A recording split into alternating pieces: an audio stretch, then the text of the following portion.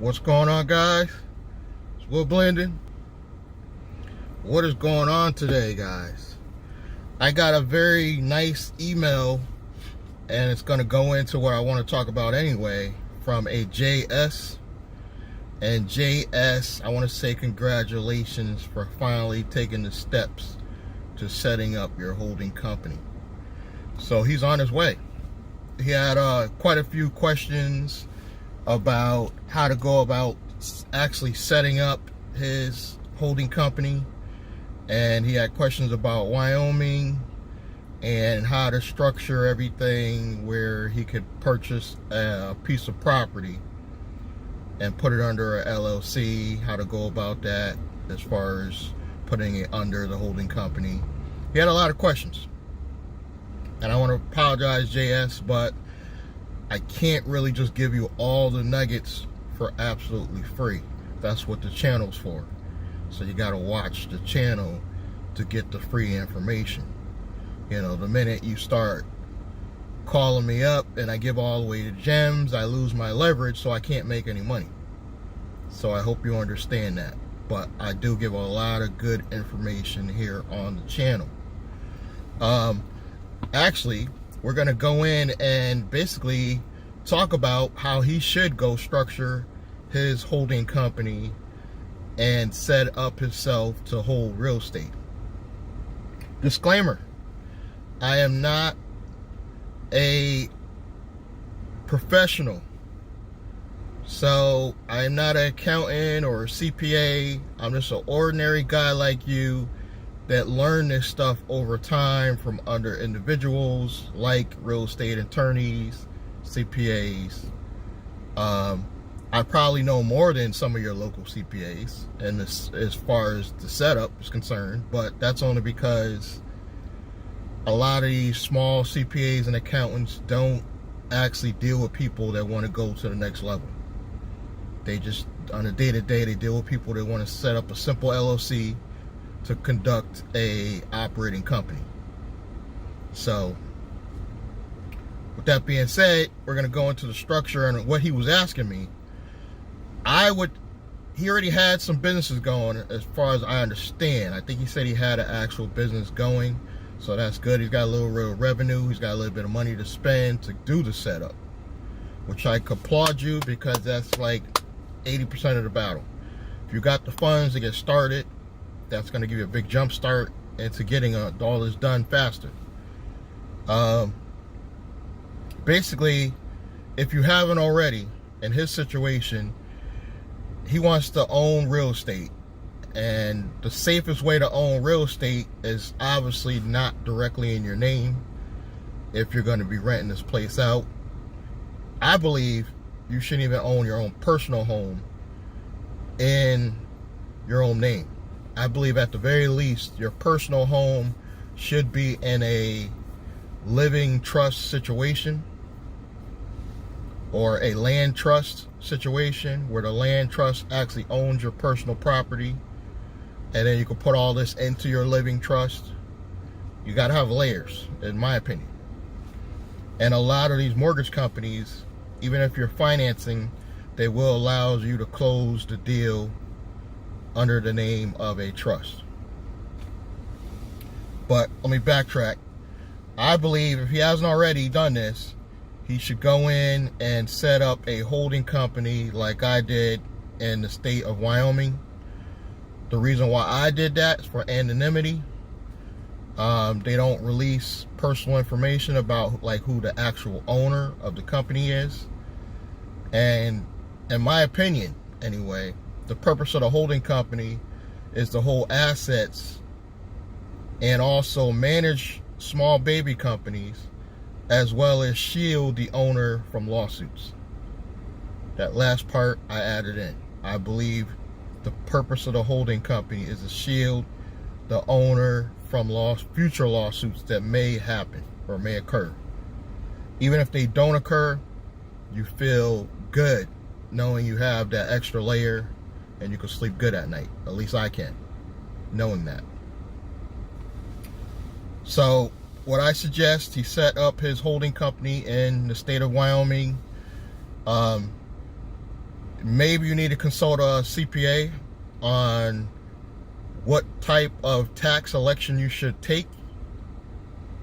A lot of CPAs will say the partnership is best as far as shielding you from real estate issues. So they suggest you set up an LLC holding company as a partnership. I didn't go that route. For whatever reasons, again, you could consult a CPA. I chose to go with the S Corp election because I'm a sole owner, and that's going to give me the biggest tax savings in my particular situation. Everybody's situation may be different, but later I will be setting up a partnership holding company, and I will be a partner, and my current holding company will be a partner in that holding company, and I will be set up in Delaware. But for the reasons that I'm going to be getting into bigger forms of property, you don't need to do all this now. But when you start really getting to the real estate game, where you're dealing into, I would say, commercial property, once you get to that commercial property level, you set up a holding company in Delaware as a partnership for tax reasons. It's going to not show how many properties on when you do your taxes you actually have. That's the reasons for it. But back to my original holding company, I chose the S Corp elections to save the most in taxes. In Wyoming, I chose Navy Federal Credit Union, the biggest credit union in the country, to be my holding company account. Now in the future, when I start setting up baby companies, I will probably use a fintech bank. So he has his corporation set up. I chose a traditional S Corp. I didn't choose the LLC with the S Corp election. I set up originally a C Corp, converted it to a S Corp. Something about that ink. I just like that ink on my holding company. But all my future baby companies will be LLCs for that pass-through tax strategy. What he would do now, he's ready to go buy a property. He has his S Corp set up, his S Corp holding company set up in Wyoming for asset protection, and anonymity. He will then go set up a LLC, which can be a pass-through entity so he can save on his taxes. He will set that up with the specific reason in mind, the whole real estate. So now he has that set up. Then he would go purchase the property. If he's smart, he won't purchase. He could finance, but don't close on the property in his own name. I would close under a land trust, and then have the beneficiary, the LLC.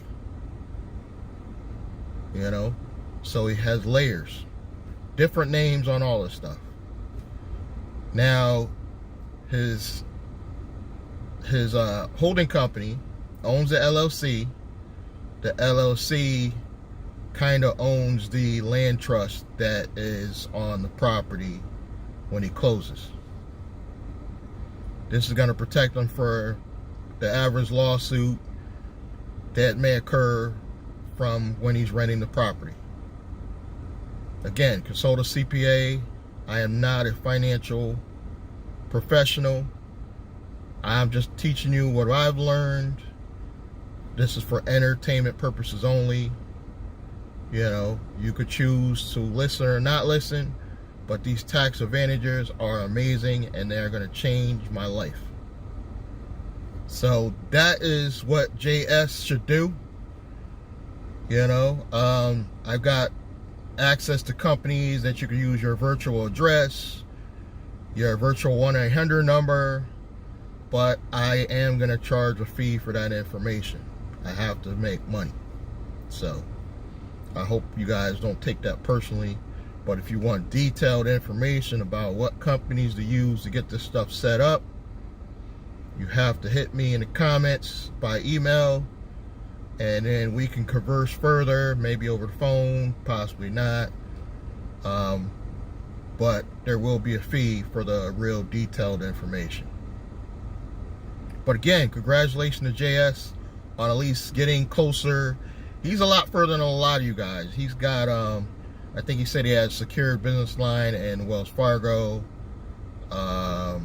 He had some things going. So he's going to be all right. He's just got to get the companies, the exact companies to go to work with. That's really what he's asking. But he's on his way. And I'm on the way. I'm at the point where they're almost ready to start deploying some lines of business credit. The holding company set up, the virtual office set up. I got the virtual 1-800 number set up. I'm basically just waiting for them to start applying for lines of corporate credit. No PG corporate credit is what I'm waiting for them to begin applying for and deploying. Once they've done that, I am a lot further to my ultimate goal. By 2021, my ultimate goal in 2021 is to actually have an operating company bringing me in enough revenue so I don't even have to deploy lines of credit except for maybe like repairs to the property. I should have enough money to put down on a piece of property, 2 to 3 family, even if I got to put 10% down, and only use corporate credit on repairs, if at all. That's my goal. Whether or not I choose to move in that property is still up in the air. I'm not so final on that. If things go well, I'm in the Bristol area. I'm renting a place. If things go well, I will stay in that place and just rent out all 2 or all 3 levels of the property. And I still will get free rent because some portion of that money will cover my rent. So it's still like I have free rent. Or I just may move into the property and just, you never tell your tenants that you are the owner. I will go in, if I live on the property, as a property manager. Absolutely never tell your tenants you are the owner, because they will be harassing you to death. If you go in as a property manager, you can kind of be like, oh, it's my boss, I'm sorry, you know, and just agree with them when they talk junk about them. And definitely have a structure set up to take the money. Usually, I would say it's okay to take the money in the name of the LLC, especially if you close on the property under a land trust, you know. So let them send the money directly to the LLC. The LLC sends the money up to your holding company.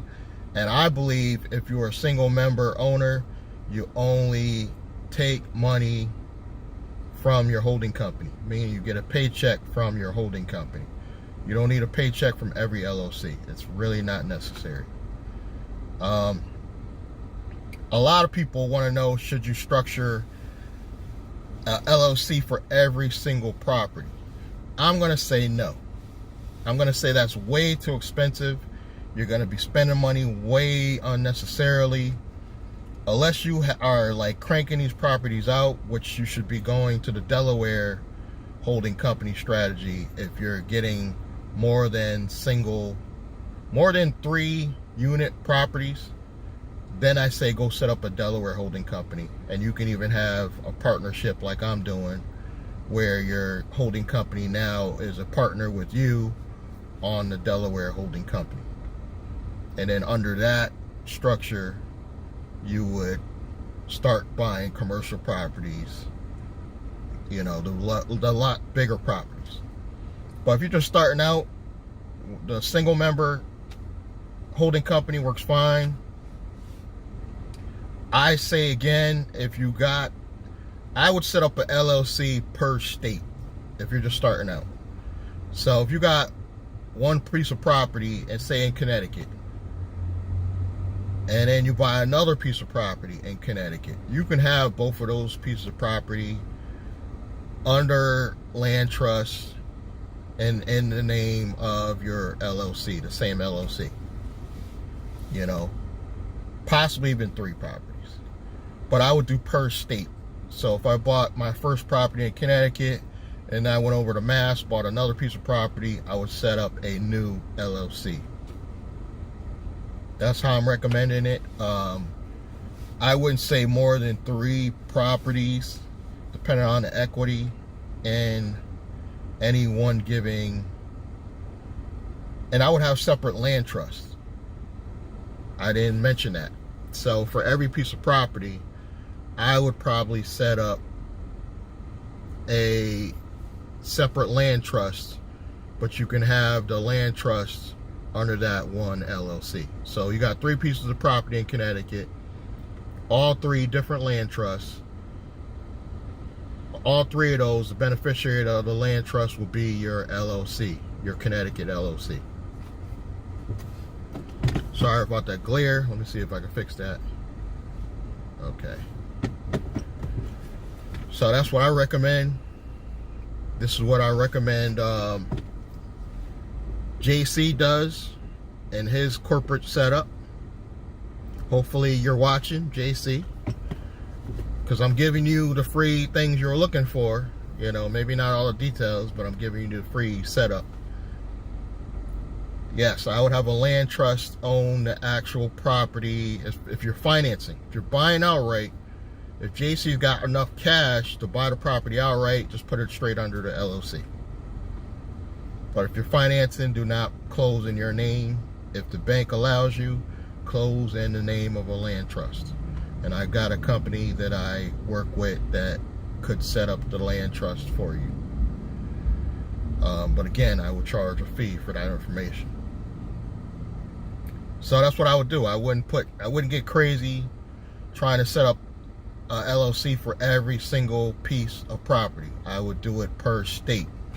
So if I go out to Florida and I want to buy a piece of property, unless the property is super huge, and again, I will go back to the Delaware holding company strategy. That's for another video. But I'm definitely going to talk about that as well. When you start getting the commercial properties, you don't want to pick Wyoming. And the reason being, they like to see Delaware holding companies for commercial, is what I understand. But I will do a whole nother video on that setup. But I want to thank you guys for your time. Again, JC, congratulations for going on this journey to setting up your holding company and hopefully getting that piece of property closed under an LLC owned by your holding company. If you haven't already, subscribe, like, and comment, and I will see you guys in the next one.